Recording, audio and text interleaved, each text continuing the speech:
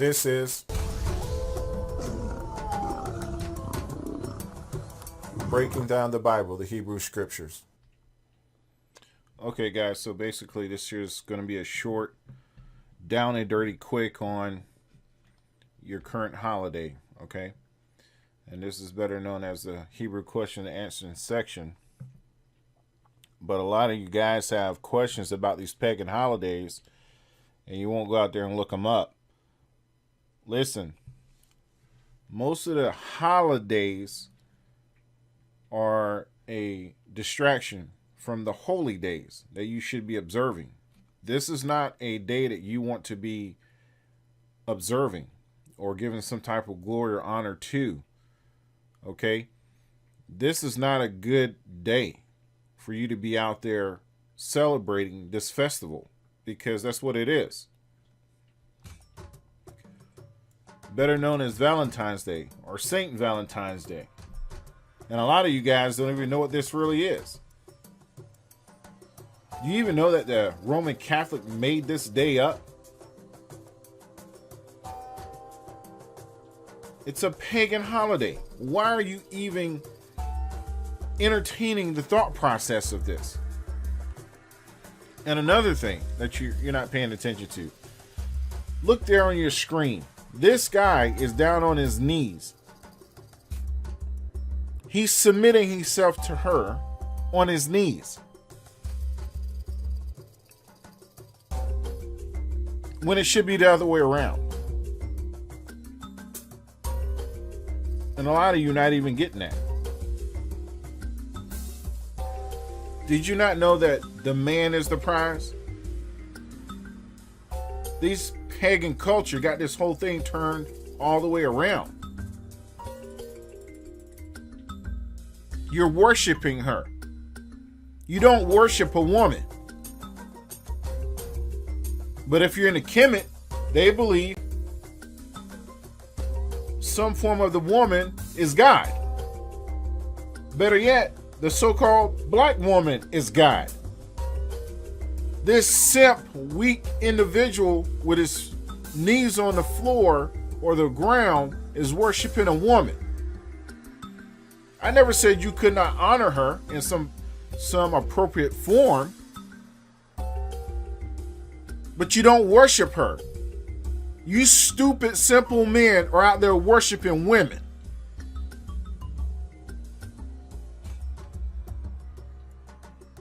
And you don't even keep the law in your heart, on your inward parts. This is a commercialized pagan festival. And you want to know if it's okay. Instead of going off the traditional crap that you've been taught. When you get on your knees, what are you doing? It's like the dumb individuals who propose, get on their knee and give her a ring, and you don't even know what you're doing.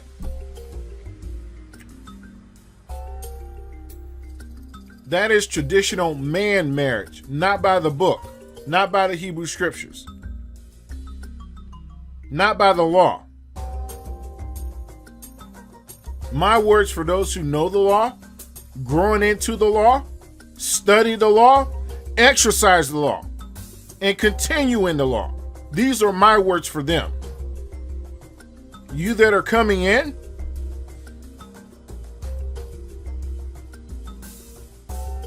drink this up, what I'm about to tell you.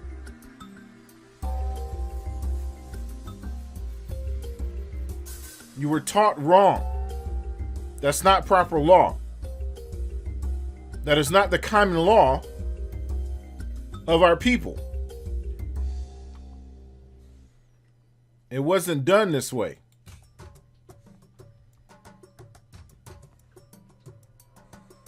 Now, if you followed some of the stuff that I've been doing, this slide should look very familiar to you. Over here in Michelet, Proverbs 14:1-2. A very wise woman buildeth her house, but the foolish one plucketh down with her hands.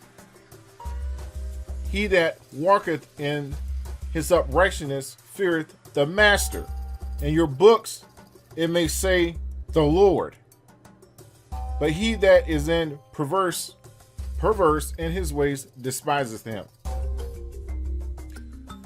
I put this here is because some of you simple men don't have any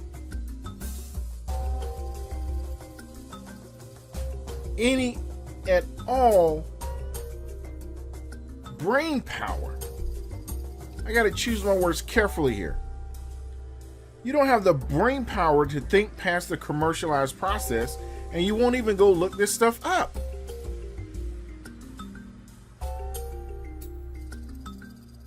In the book of Job, why are you not girding up and standing your position against this mess?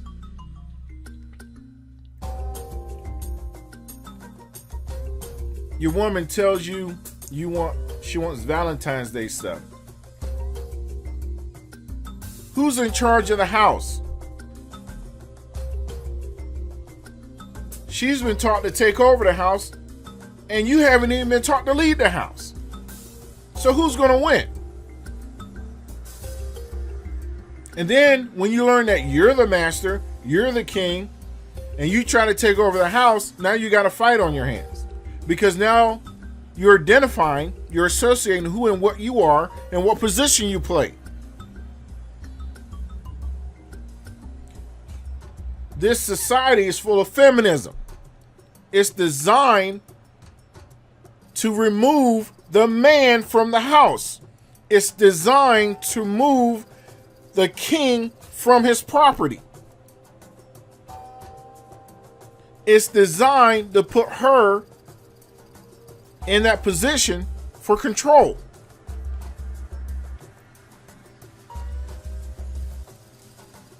This is not where you want to be.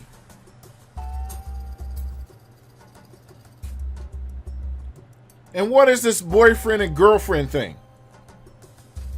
These are acts of whoredom. This day is an act of whoredom. You're going to see this in a very short process. Because I'm not going to spend all day on this pagan stuff. But I do want to enlighten you. Boyfriend and girlfriend. Some of you are 25, 45, 55, 65, and 75 calling each other boyfriend and girlfriend in a courtship process. What the heck is that? Show me that in the book. You can't. Anybody out there, show me that in the book, boyfriend and girlfriend. In the proper law, in proper context. Back then, marriages were arranged. You were purchased at the stakes of rubies. That was the currency back then. Or whatever was valuable, deemed valuable in barter.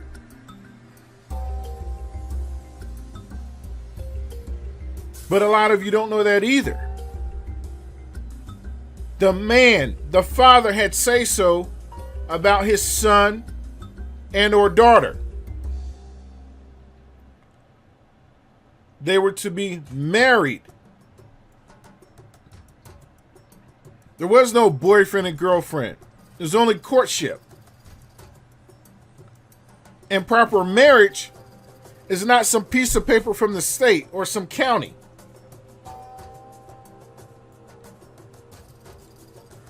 You're going down to a servant office asking them permission to join with your keepsake, your woman, your bride-to-be.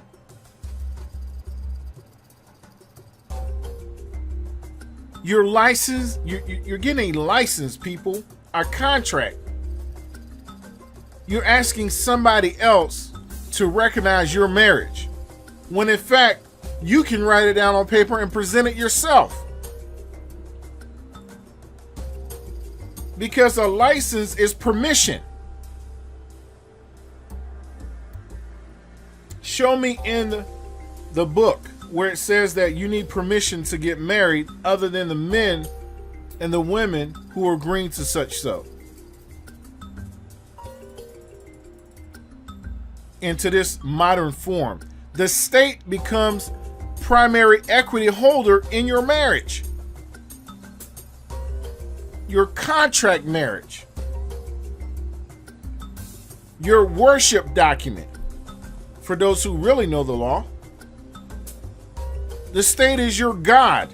I didn't say the God, I said your God. The primordial deity is your state. What are you doing?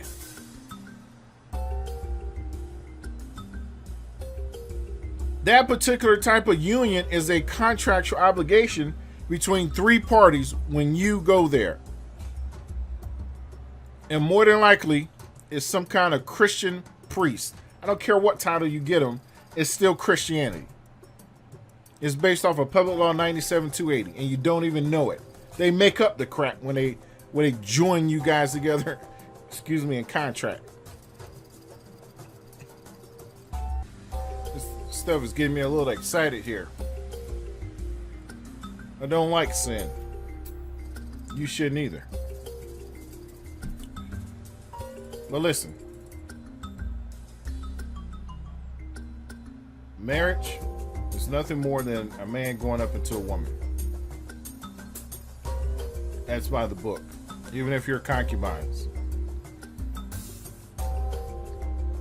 That's all it is. The current contracts they're issuing out is because back in the day, a so-called white man could not marry a so-called black woman. So in order for that to happen, legally, they issued license. Yes, your license was based off slavery, contracts, and money. That's a long story short. But you're not going to know that because some of you are not even going to go look it up. Boyfriend and girlfriend acts of whoredom. Whole Valentines Day, fertility, pagan festival under the Christianity, Roman Christianity doctrine. Pagan is all get out. If you know what that slogan term there is.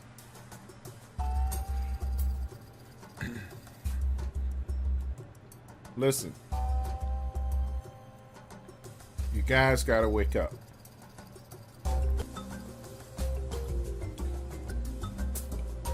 In Ivrim, in Hebrews 13:4, marriage is honorable and all, and the bed is undefiled. But whoremongers and adulterers, Yahweh, or some of you say Yahuwah, or I just simply say Yah, the Most High, will judge.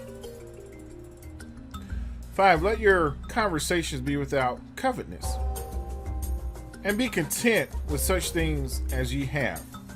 For he hath said, I will never leave thee, nor forsake thee. You got to remain inside this covenant. The law, at one point, was in the tablets, in the books, and it still is. But now, if you have the ears to hear, and he's talking to you, it's on your inward parts. Some of you Power Rangers out there wearing that crap, thinking that fringes is standard, and you rebuking people when the law is now inside of you. So what are you going to do? Take strands of your heart and put it out there now? Your fringes, the teat seats, in proper order and term. Some of you Power Rangers out there don't even know the law. Your words are vain and philosophy. Let's see you actually heal somebody. Let's see your fruit. And I'm speaking in this mutt language called English. And I'm speaking to you who comb that book, going out there rebuking these strangers who don't know anything.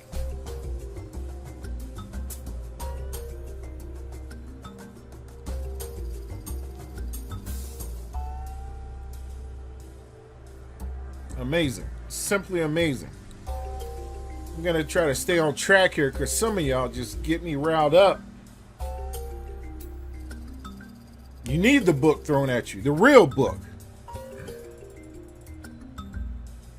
Here in Exodus 21:10, if he take him another wife, her food, her remnant, and her duty of marriage shall not diminish. Okay.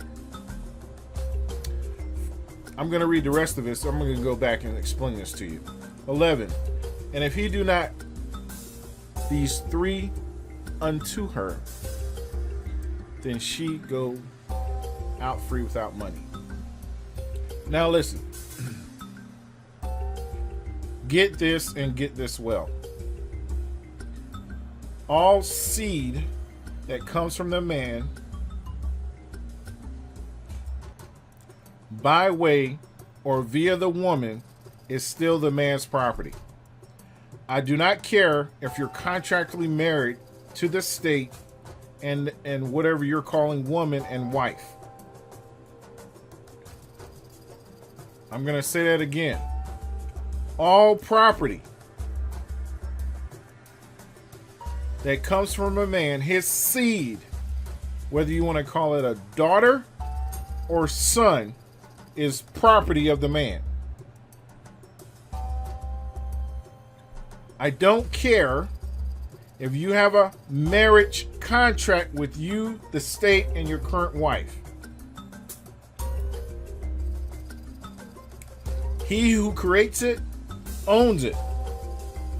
You have primary rights.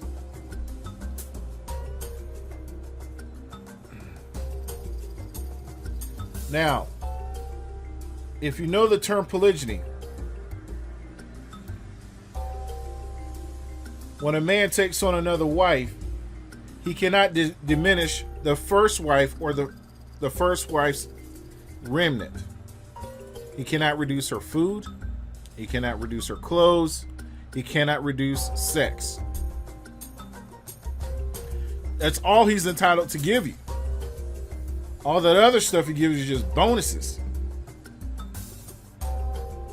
You're only entitled to 3 things as a woman.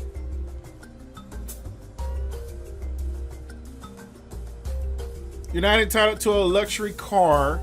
You're not entitled to a luxury diamond ring. You're not entitled to this Valentine's Day crap. You're not entitled to that. These are the 3 things that you're entitled to as a woman. From your husband. From your master if you're a concubine.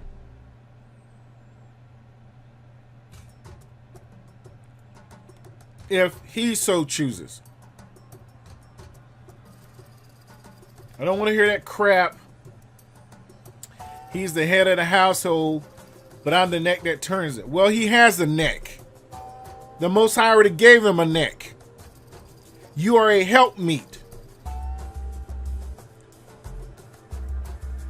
He is supposed to be following the Most High, and you follow him. Now, I'm not saying submit yourself to any man. Women have to do discernment as well. Because there are some bad guys, there's some bad brothers out there who can be classified as a whoremonger. I'm just as hard on the Hebrews as I am the Hebrew women.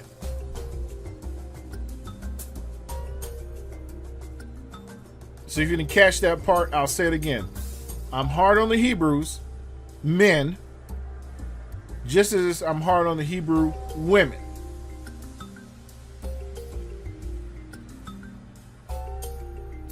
But the heart is one of the most wickedest things above all. And you gotta pay attention to what's going on around you.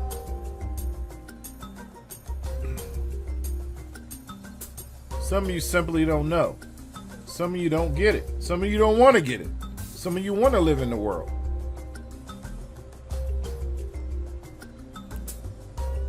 Your ruach should be going off. Should be some kind of alarm going off in your brain.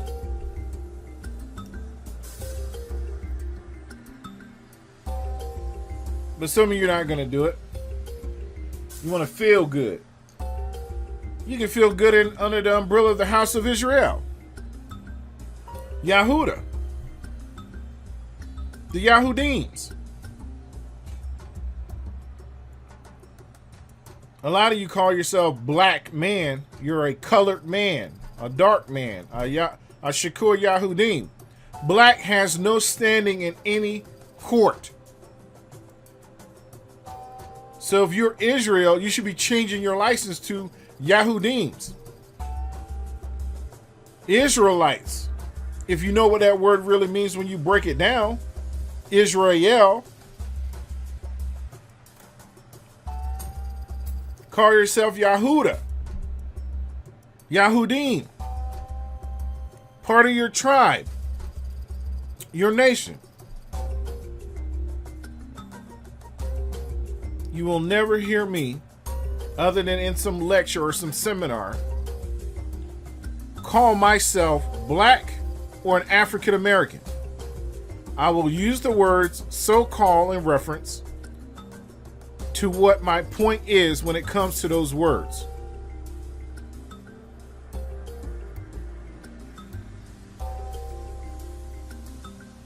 Most High must have a lot for me to say to you guys as far as the common law and here in the Torah. Because I got a lot more teachings to release. But he's got me building a lot of other stuff. And correcting a lot of things out here. So Valentine's Day. Better known as Saint Valentine. Pagan Day. If you don't know, this day originated from a pagan festival. The Lupercalia, which is in a celebration of fertility for purification. Lupercalia is named after Lupercus. Look at that. It is a deity, a god of fertility, and hunter of wolves in Roman mythology. And it lasted 3 days. And it runs from the 13th to the 15th of February. In this Gregorian calendar, the festivity usually falls on spring season. So, there's some misinterpretation dates, but this is close enough from the research. But the point here is God of fertility. You're serving the God of fertility, Lupercus. You're in another festival for another God.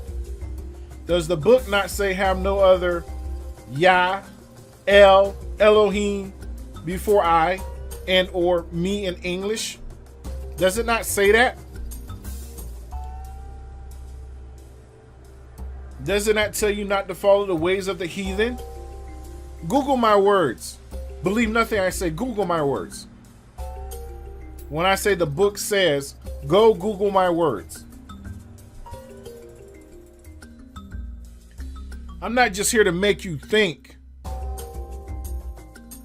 I'm here to make you learn and earn. This month you're calling February is still associated with Lupercalia, or simply Lupercus, the deity of fertility. Now, these rituals were held during the festivities in the Februa or Februcio or February, which means purification. Februa is a purification ritual performed to drive away evil spirits in the entire city or community, and to ensure fertility for the spring for planting season. This is their philosophy during this time frame. But in addition to this, the females were placed in a container of some sort, and then all the males would go out and draw or pick from that container, and then these two were paired together. And they were paired together as mating partners for the entire duration of the festival, for the 3 days. Some of you do that every Friday till Sunday, first day. Now, this tradition was carried out, and the Romans overseas, they grew their empire because this is how they were sustaining their people. This is how they were making sure they were having babies. Now, in 2017, if you go and look it up, you know that the Caucasoid, the Caucasian, the European, was announced that their breed is dying.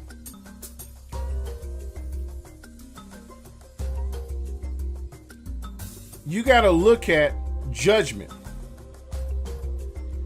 They were so focused on destroying the Yahudims, the men of color, the so-called black man, the so-called African Americans, and building debt slaves and current slaves, they destroyed their own selves. That's what I believe. Look at it. Right now, there's not enough so-called white women to produce enough babies to save their own hides, their own breeds right now. This is why I'm giving this information to you.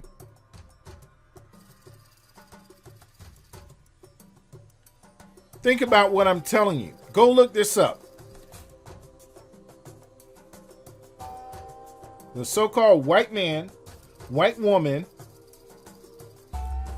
the Caucasoid, the Caucasians from the Caucasus Mountains can no longer sustain themselves. They're dying out. This is why, look at your commercials. Look at the commercials. They're programming you. Look at the commercials.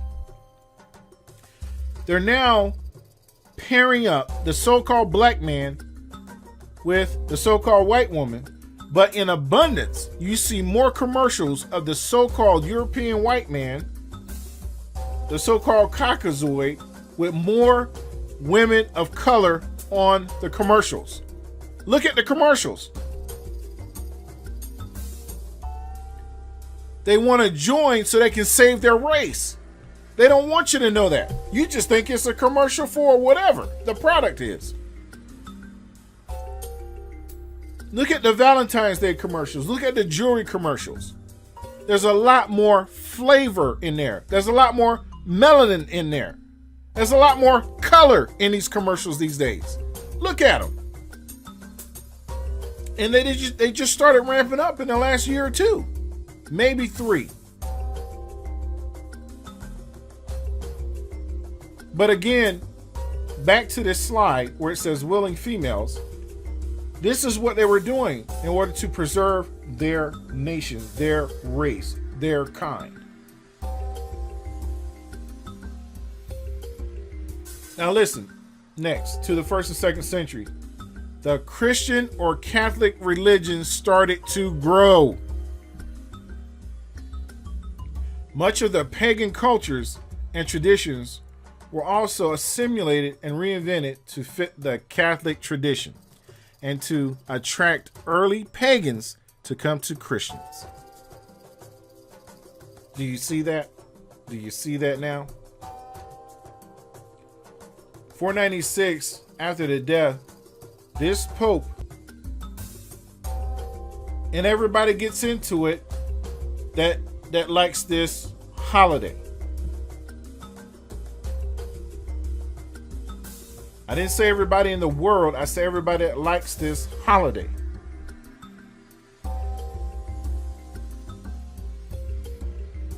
So,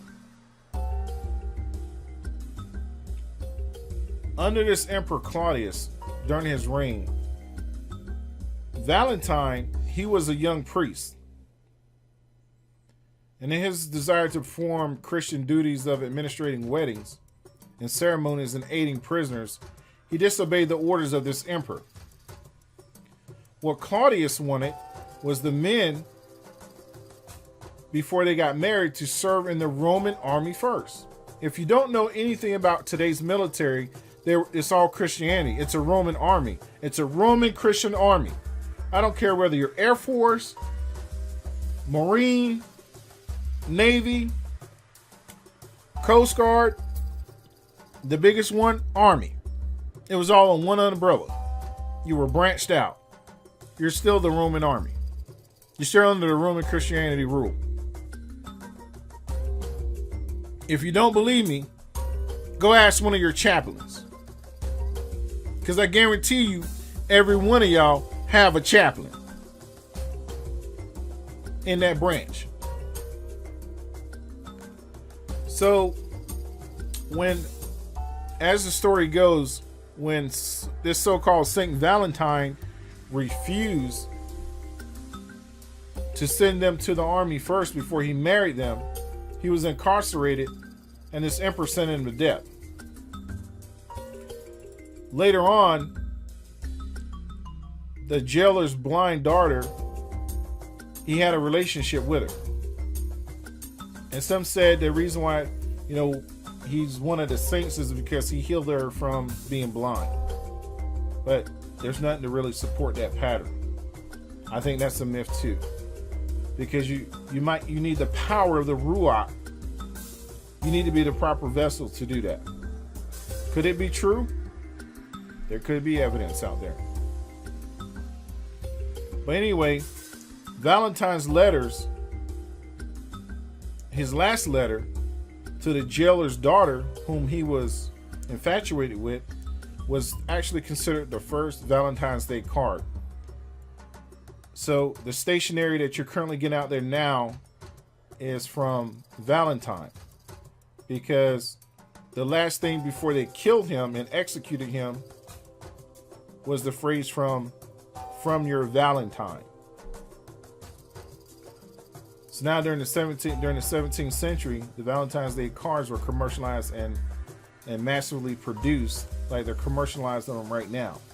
So that's how you got your Valentine's Day cards, because it was his last will and testament of the notes he wrote her.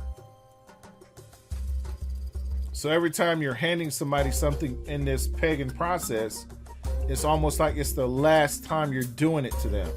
You're communicating with them because you're about to die, if you want to look at it in that logic. So that's your happy Valentine's Day.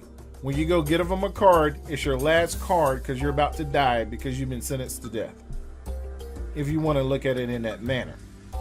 But how they commemorate that is by making you pay for the ideology behind it in a commercialized setting, giving you balloons, making it a love day or a sex day. This is why they push this stuff. They gotta have babies. It's about the sons and daughters. It's about the babies. I hope you guys are waking up. Men, go read Proverbs 31. Go read it. 3 says, give not thy strength unto woman, nor the ways to which destroys kings. You are a king of your home. You're the king of your so-called castle. I don't care if it's a shoebox. You're the king.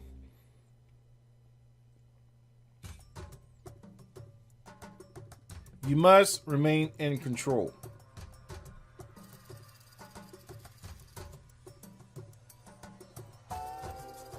Of marrying.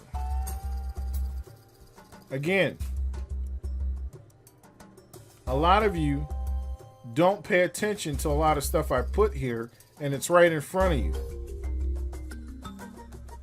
your current law right now as you speak is under Public Law 97-280. Even though it was signed in 82, a lot of this stuff wasn't put out till later because they didn't want you to know about this. When you go into court, that's their law. That's their, what they call their common law to them. Policy, statutes, and codes is not law. They're poly, statutes, and codes. Poly or policy,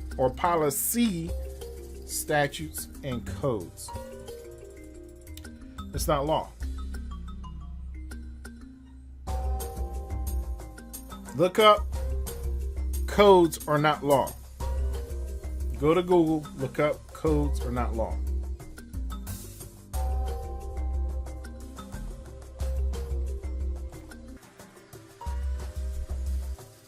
Nor statutes. That's what they try to charge you on them when they go in there, when you go into their venues. That's their jurisdiction, it's not yours. You need to keep them out of your homes and your households. Again, go look up Public Law 97-280. If you guys don't know what's in front of you, there's no difference. You got a minister sitting on the bench. There's another hint. Still, you need to know what you're doing. Again, pay attention to what I'm showing you guys. Some of you are not looking when you're asking these questions.